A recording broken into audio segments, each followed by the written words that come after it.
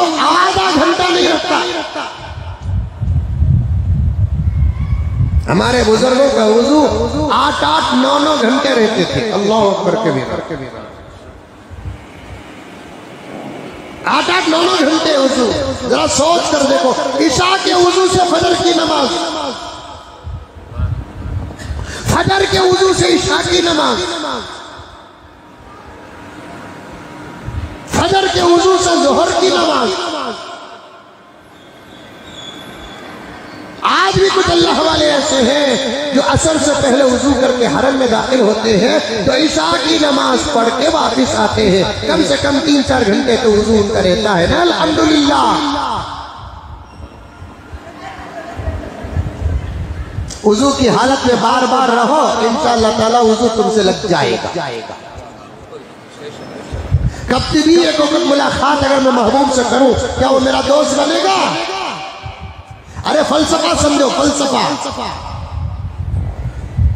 कभी भी मैं बादशाह से आड़ी अम्मावास को 1 मरतबा, साल 2 साल में 1 मरतबा में मुलाकात करूं तो क्या बादशाह मेरा दोस्त हो जाएगा?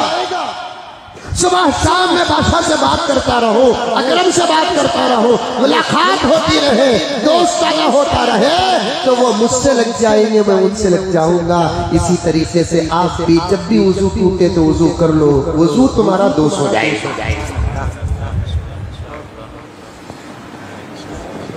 वुजू टूटते ही वुजू कर लिए, वुजू टूटते ही वुजू कर लिए, वुजू टूटते ही वुजू कर लिए तो वुजू सोचेगा इन्हें मंजिल छोड़ रहा है, चलो इसके साथ ही चल जाओ।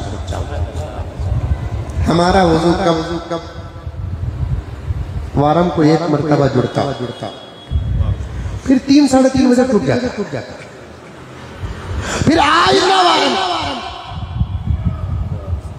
बाज़ लोगों का वुजू तो हो ये साल टूट जाता, आइंदा साल।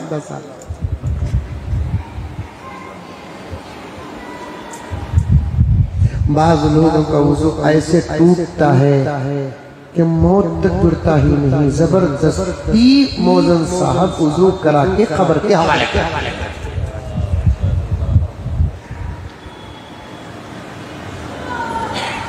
पैगंबर की सुन्नत को मामूली न समझो। हज़रत इलियास साहब रहमतुल्लाहि अलैह मुजद्दिद दावत व तबलीग आपके मलफूजात में आता है, आमाल पर मेहनत करो, आमाल जिंदा रहेंगे। आमाल पर मेहनत खत्म हो गई तो फिर आमाल तुमसे छूट जाएंगे। आमाल पर मेहनत करो, आमाल पर मेहनत करो, वुजू पर मेहनत करो, वुजू पर मेहनत करो, बार बार वुजू करते रहो। आफर देता हूँ, मसला बताता हूँ, वुजू करने का तरीका आप जानते हैं। बात आ गई तो छोड़ कर क्यों जाओ। वुजू करना कैसे है?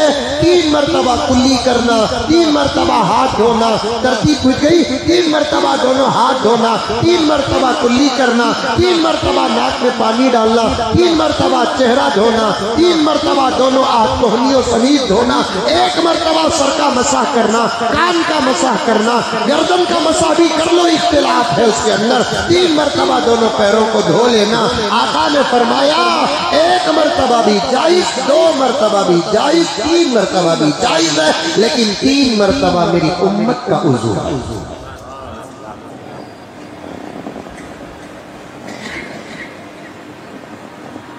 तमाम नबियां वुजू करते थे, उनका वुजू 2 मरतबा में पूरा हो जाता था, लेकिन हमारे आका के सदक़े हमको आज़ाए वुजू धोने के लिए 3 मरतबा की इजाजत मिली है। 4थी मरतबा नहीं, जानबूझकर नहीं। शक रहा तो 4थी मरतबा करो, शक नहीं है तो 3 मरतबा पर बस कर लो।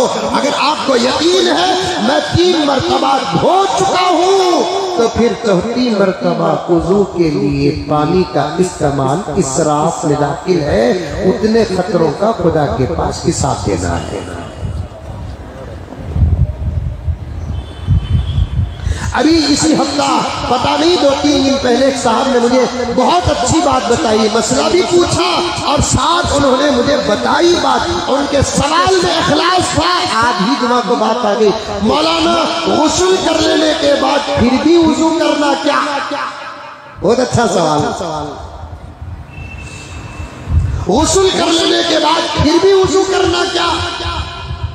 मैंने कहा कि अगर गुस्ल की इब्तिदा वुजू से किए हैं तो गुस्ल करने के बाद फिर वुजू करने की जरूरत नहीं जब तक टूटता नहीं।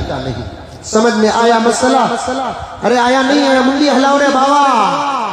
आया? मसले बयान करते वक्त बहुत डर होता मुझे, हमें बोलेंगे ये, तुम्हें समझेंगे ये, फिर मसला हमारे ऊपर आएगा, आप पर नहीं।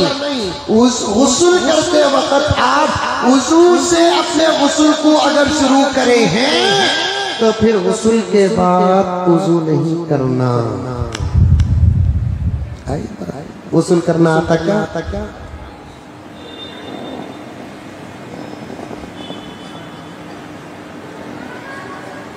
साबुन, शैम्पू, पानी, ये गुस्ल।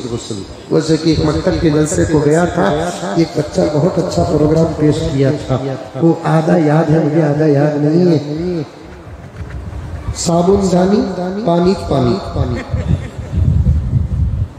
साबुनदानी, पानी। नौजवानों, मुझे माफ करो, जितना वक्त तुम्हें मोबाइल में गुजारते हैं उतना वक्त दीन सीखने में गुजार देते, तुम पर इस्लाम को फख्र हो।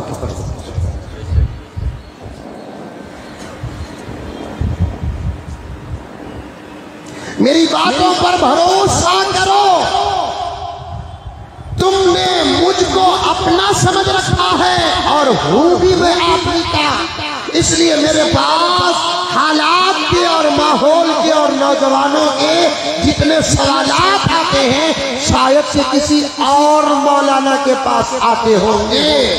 आपकी मोहब्बतों को मैं सलाम करता हूं अपना समझकर। इस आदत से आप लोग सवालात करते हैं।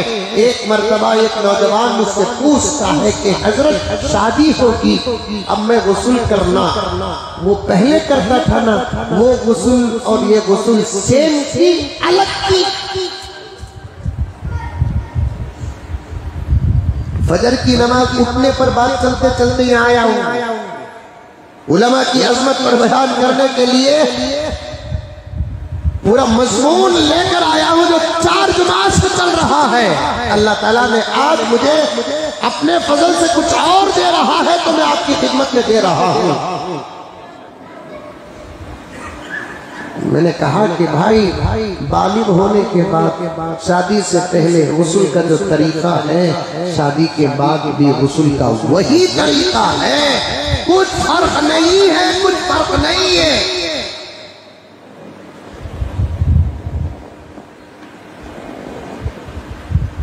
अभी पूछ लिया भी तो करो उलमा से, शर्माने की क्या जरूरत है?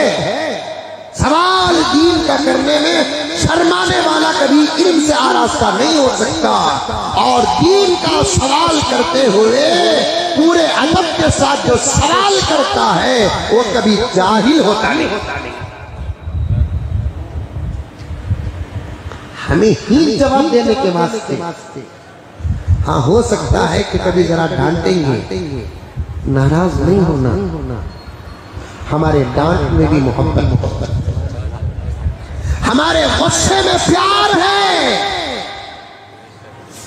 शफकत है। डांटेंगे फिर सही जवाब इंशाअल्लाह ताला देंगे। हजरत तुमने पूछने डर होता कहीं को डर भी क्या खा ले तो नहीं, वैसा भी खाने वाला रहा तो भी तुझे खा सकूं, इतना बड़ा है अल्लाह बड़ा ही रखा।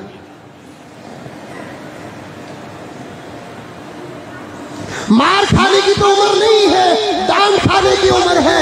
उलमा से कुछ डांट सुन लो लेकिन सवाल का हल तो हो जाएगा। नौजवानों, अभी तक आपको गुस्ल करना नहीं आया,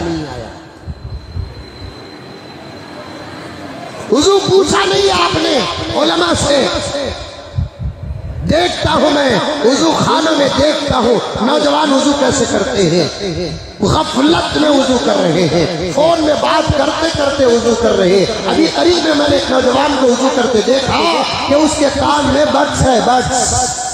अब कान का मसा कैसे करेगा? गुगू। मैंने कहा कि भाई कान से बड्स निकालो, बात कर ले को हूँ, अगर बात कर रहा तो वुजू की क्यों कर रहा? जब मैंने उससे कहा कि भाई कान से बड्स निकालो, क्योंकि कान का मसा भी करना है, इन पर्दों में अपनी गीली उंगली को फिराना है, इसी को मसा कहते हैं, ऐसे फिराना है। अब कान के अंदर बड्स है, ऐसा करके नहीं, ऐसा करके अल्लाह कैसी तरतीब से बनाया है, खाली उंगली को फिराते जाओ, अंदर घुसकर बाहर भी निकल जाए। देखो अल्लाह ताला, एक तो हुस्न भी पैदा हो गया, अमल भी आसान हो गया, खाली उंगली को फिराओ ऐसा करके, ऐसा करो, ऐसा बाहर निकल गई। देखो ऐसा मालूम हो रहा है कान उंगली को बाहर निकाल को छोड़ा है।